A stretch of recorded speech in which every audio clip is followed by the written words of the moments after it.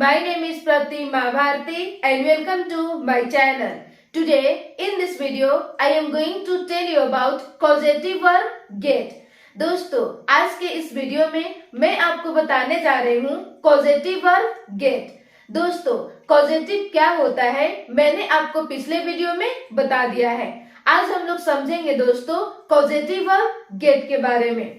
Guys get का मतलब यहाँ पे है causative verb में कन्विंस या कजोल.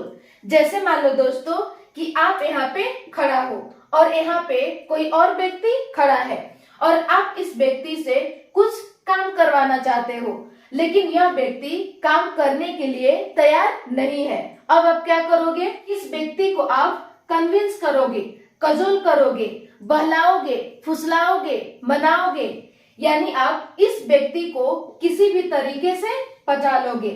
तो इस सिचुएशन में दोस्तों यहाँ पे किया जाता है गेट का यूज. और मेक में आपका क्या होता था? मेक में आप किसी व्यक्ति से यानी जो व्यक्ति से आप काम करवाना चाहते हो उस व्यक्ति को आप फोर्स करके कराते हो, तो वहां पे आपका मेक का यूज किया जाता है. लेकिन गेट में दोस्तों यहाँ पे आप कन्विंस करते हो, कजोल करते हो, किसी व्यक्ति को पचा लेते हो, तो इस सिचुएशन में गेट का यूज किया जाता है. अब हम लोग देखते हैं दोस्तों इसका स्ट्रक्चर. स्ट्रक्चर है सब्जेक्ट, लेकिन सब्जेक्ट कैसा होगा? कन्विंस करने वाला, यानी सेंटेंस में जो कन्विंस करेगा, कजोल करेगा, वो आपको सबसे पहले लिखना है. फिर इसके बाद पुट करना है helping verb. According to tense आपको हेल्पिंग वर्ब यूज करना है. फिर इसके बाद गेट. गेट भी आपका दोस्तों अकॉर्डिंग टू टेंस चेंज होगा. जैसे गेट है तो कभी हो जाएगा गेट्स, कभी हो जाएगा गॉट, कभी हो जाएगा गेटिंग. फिर इसके बाद सब्जेक्ट. सब्जेक्ट कैसा होगा? डूअर होगा, यानी सेंटेंस में जो व्यक्ति कन्विंस करके जिस व्यक्ति से काम करवाएगा वो यहाँ पे यूज करना है. यदि कोई फीमेल है तो आप यूज करोगे हर का, और यदि कोई मेल है तो हिम. इसी तरह से देम, अस, मी, और नाम है तो आप नाम का भी यूज कर सकते हो. फिर इसके बाद यूज करना है गाइस टू प्लस वर्ब की first form and then object. ये आपका स्ट्रक्चर है. एग्जांपल है मैं अपनी पत्नी से रूम साफ करवाया. तो ये सेंटेंस है गाइस पास्ट इंडेफिनिट का, और पास्ट इंडेफिनिट का स्ट्रक्चर होता है सब्जेक्ट प्लस वर्ब की second form and then object. तो मैं अपनी पत्नी से रूम साफ करवाया. तो इस स्ट्रक्चर के अनुसार गाइस सबसे पहले क्या लिखना है? सबसे पहले लिखना है सब्जेक्ट. लेकिन कैसा सब्जेक्ट?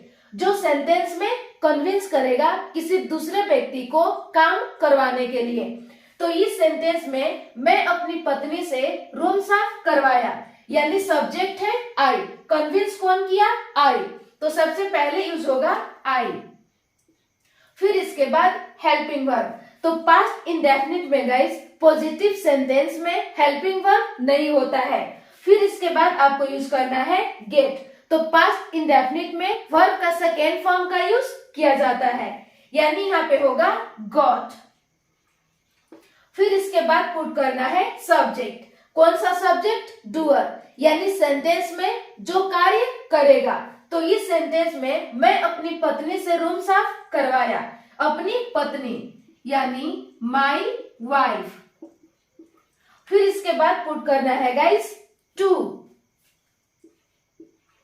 फिर पुट करना है वर्ब की फर्स्ट फॉर्म, और वर्ब आपका है साफ करवाना, यानी क्लीन. क्या साफ करवाना? रूम. Clean the room. मैं अपनी पत्नी से रूम साफ करवाया. I got my wife to clean the room.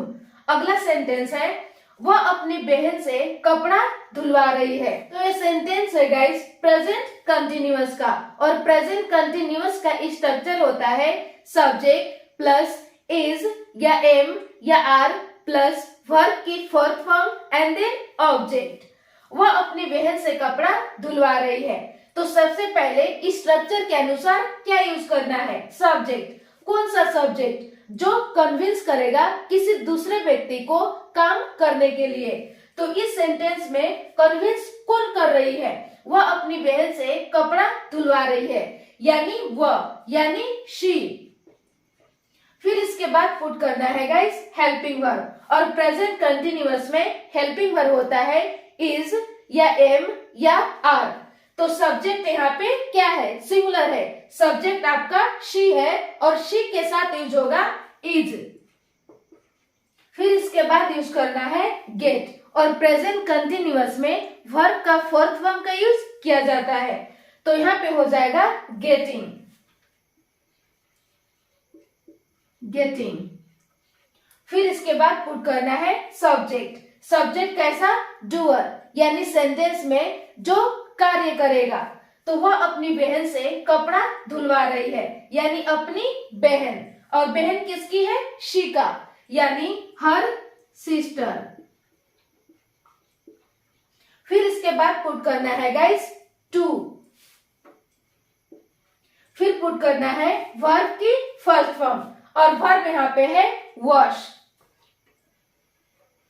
Wash कपड़ा, क्लोथ्स। वह अपनी बहन से कपड़ा धुलवा रही है, she is getting her sister to wash clothes. अगला है गाइस, मैं अपनी डॉटर से चाय बनवा रही थी, मैं अपनी डॉटर से चाय बनवा रही थी, यानी पास्ट कंटिन्यूअस, और पास्ट कंटिन्यूअस का स्ट्रक्चर होता है सब्जेक्ट प्लस वॉज या वर प्लस वर्ब की fourth form and then object. मैं अपनी डॉटर से चाय बनवा रही थी, तो स्ट्रक्चर के अनुसार दोस्तों सबसे पहले क्या यूज करना है, सब्जेक्ट, लेकिन कौन सा सब्जेक्ट, जो कन्विंस करेगा, कजोल करेगा। तो मैं अपनी डॉटर से चाय बनवा रही थी, तो सब्जेक्ट कन्विंस कौन कर रहा था, आई। फिर इसके बाद पुट करना है हेल्पिंग वर्ब, और पास्ट कंटिन्यूअस में हेल्पिंग वर्ब आपका होता है वॉज या वर, तो आई के साथ क्या यूज होता है, वॉज। फिर इसके बाद गेट आपको पुट करना है, तो पास्ट कंटिन्यूअस में दोस्तों वर्ब का फोर्थ फॉर्म का यूज किया जाता है, तो यहाँ पे हो जाएगा गेटिंग।